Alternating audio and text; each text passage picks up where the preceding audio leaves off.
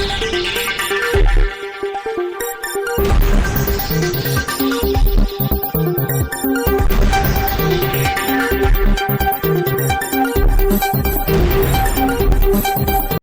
જાંબુ બ્રાહ્મણ કાણવ સંસ્કૃત પાઠશાલા ચાંદોદ નવા માંડવા સંકુલમાં 51મો સમૂહ યજ્ઞોપવિત સંસ્કાર કાર્યક્રમ યોજાયો, જેમાં 16 બટુકોએ યજ્ઞોપવિત ધારણ કરી ઉપનયન સંસ્કાર ધારણ કર્યા।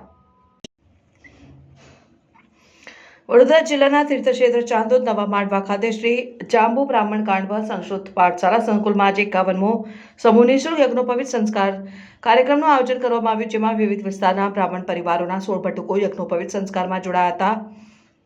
જનોઈને બ્રાહ્મણ કુળનો મહત્વનો સંસ્કાર કરવામાં આવ્યો છે।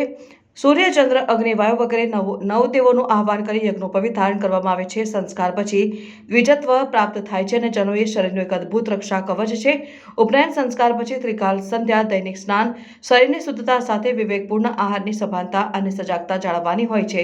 જનોઈમાં બટુકોને વેદ રક્ષાનું દંડ આપવા પાછળ વેદ રક્ષા કવચ કરવાનું કર્તવ્ય સમાયેલું છે। પાઠશાળા સંકુલમાં યોજાયેલા નિઃશુલ્ક સમૂહ યજ્ઞોપવિત કાર્યક્રમમાં ધારાસભ્ય અને વિધાનસભા દંડક બાલુભાઈ શુક્લ, યુવા ભાગવત કથાકાર નયનભાઈ શાસ્ત્રી, સંસ્થાના પ્રમુખ ગૌરાંગભાઈ ભટ્ટ, પાઠશાલાના શ્રી ચંદ્રકાંત શાસ્ત્રીજી, બાલકૃષ્ણ ગુરુજી, અનિલ ગુરુજી સહિત હોદ્દેદારો અગ્રણીઓ ઉપસ્થિત રહ્યા હતા। પ્રસંગે સંસ્થાના તેજસ્વી તારલાઓ સંસ્કૃત ભાષામાં પારંગતતા પ્રાપ્ત કરનાર વિદ્યાર્થીઓનું બહુમાન કરી પ્રોત્સાહિત કરીને નિઃશુલ્ક યજ્ઞોપવિત કાર્યક્રમને સફળ બનાવનારા તમામ પરિવારજનોનો સંસ્થાએ આભાર વ્યક્ત કર્યો હતો। રિપોર્ટર મિત માછી, શિણો સમાચાર ન્યૂઝ। શ્રી જાંબુ બ્રાહ્મણ સંસ્કૃત પાઠશાળા અને છાત્રાલય નવા માંડવા ચાંદોદ મુકામે 51મો સમૂહ યજ્ઞોપવિત સંસ્કારનો કાર્યક્રમ આજે શરૂ કર્યો છે।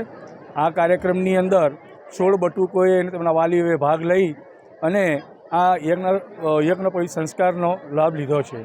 આ કાર્યક્રમની અંદર વડોદરા શહેર રાવપુરા વિધાનસભાના બાલુભાઈ શુક્લ, જે મુખ્ય દંડક છે, તેઓ પધાર્યા હતા। એની સાથે નામાંકિત બિલ્ડર તથા રાજકીય વગ ધરાવતા ભરતભાઈ ખોડે પધાર્યા હતા।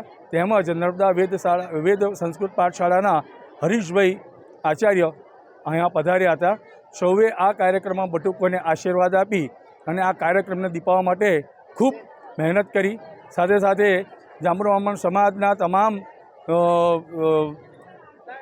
પધારનાર તમામ સર્વેને, ભાઈ બહેનો અને સર્વેનું અમે અભિવાદન કરીએ છીએ। તેઓ આ કાર્યક્રમમાં તેમના બટુકોને ભાગ લેવડાવી અને એક સમૂહ યજ્ઞોપવિતને સાર્થક કરવા માટેના પ્રયત્ન કર્યા છે।